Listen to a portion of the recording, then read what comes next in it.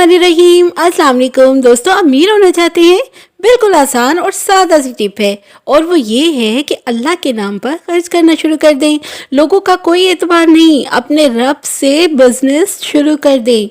दोस्तों एक मिसाल समझें, एक टंकी है, वो भरती ही नहीं, मोटर चलाए जाओ जितना मर्जी, भरेगी कैसे? क्योंकि वो लीक है।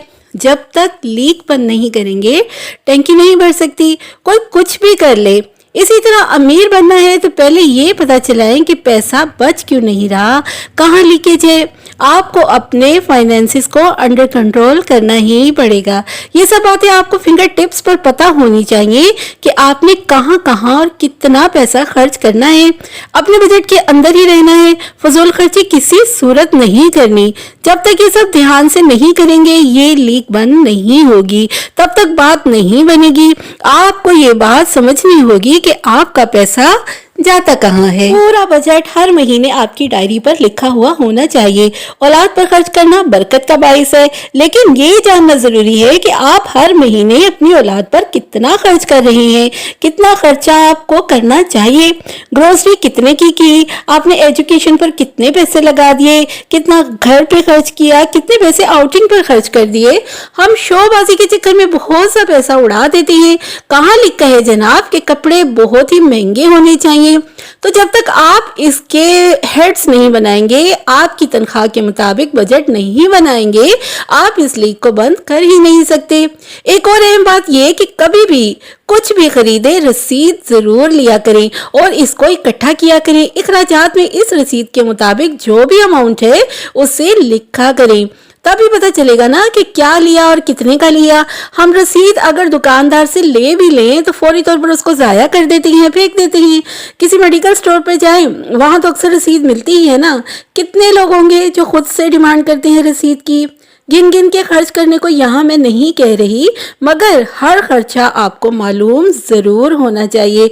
आपको पता होना चाहिए कि आपके कौन से खर्चे लाजमी हैं और कौन से खर्चे कंट्रोलेबल हैं, कहाँ मुझे कंट्रोल करना चाहिए और कहाँ नहीं करना चाहिए। हर चीज़ का आपको इल्म होना चाहिए। आपको पता होना चाहिए कि आपके कौन से खर्चे लाजमी हैं और कौन से खर्चे कंट्रोलेबल हैं, कहाँ मुझे कंट्रोल करना चाहिए और मैं नहीं कर रहा।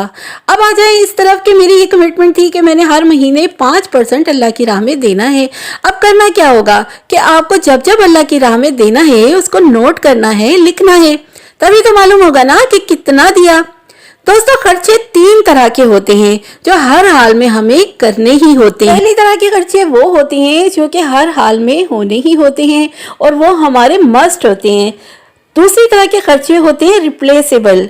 कुछ अखराजात हमारे ऐसे होते हैं जो कि हम रिप्लेस कर सकते हैं, उनकी जगह पे हम अगर कुछ और इस्तेमाल कर लें, कुछ और तरीके से खर्चा कर लें तो हम अपने पैसे बचा सकते हैं। और तीसरी तरह के अखराजात जो हैं वो एक्स्ट्रा होते हैं या गैर ज़रूरी अखराजात होते हैं, यानी कि अगर ऐसे अखराजात हम ना भी करें तो हमारा गुजारा हो सकता है। एक मिसाल से समझते हैं। फर्ज कीजिए आपके पास 100 रुपए हैं, तो आपको घर और यूटिलिटीज की परसेंटेज क्या रखनी होगी।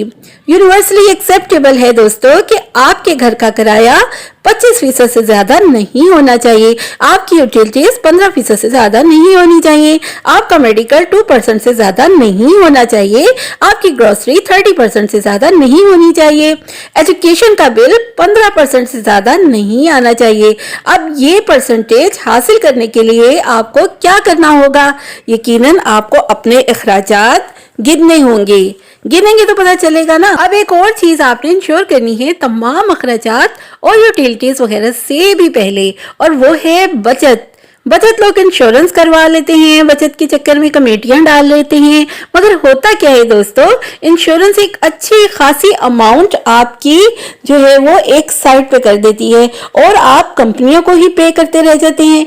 एंड तक जाते जाते मसाइल जन्म ले लेते हैं। आप पैसे देते जाते हैं, कंपनीज अय्याशियां करती रहती हैं। आपको अचानक जरूरत पड़ जाए तो क्या करेंगे?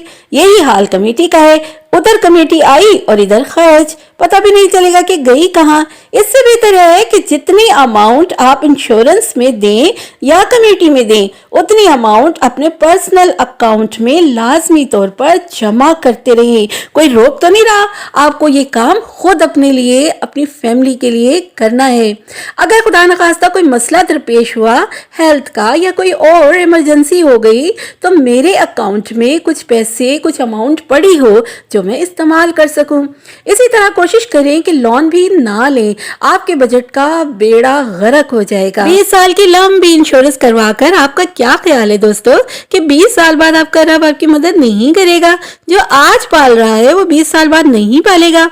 अपने बच्चों के लिए मेहनत, कंट्रोल फाइनेंसेस के साथ दुआ भी किया करें। अगर हायर एजुकेशन उनकी किस्मत में है तो उन्हें जरूर मिलेगी। असल इंश्योरेंस ये है कि अल्लाह के नाम पर देना शुरू कर दें, और इससे बेहतर दुनिया और आखिरत की कोई इन्वेस्टमेंट नहीं है। आपके हाथ से बंदों तक जा रहा है, आपके हाथ में पैसा आना बंद ही नहीं होगा। अल्लाह से बिजनेस शुरू कर दें। याद रखें, कामयाबी ये नहीं है कि अच्छे कपड़े पहनकर गाड़ी में फिर लें, शोबाजी कर लें।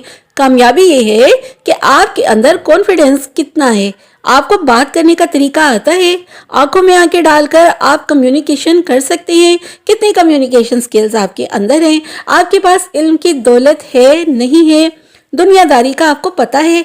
फिर आप जो मर्जी पहने, जैसे मर्जी रहें, आप कामयाब नहीं हैं। अगर आपके अंदर ये तमाम चीजें मौजूद नहीं हैं तो आप कामयाब नहीं हैं। जिस शख्स की पर्सनैलिटी में ये तमाम सलाहियतें मौजूद हैं, असल में वही अमीर है। बाकी अपने बजट को दिखावों की नजर करके परेशान रहे, ये सरासर बेवकूफ़ी है। वीडियो पसंद आए तो लाइक कीजिएगा, शेयर कीजिएगा और मेरे चैनल को सब्सक्राइब किए बगैर बिल्कुल नहीं जाइएगा। अल्लाह हाफिज़।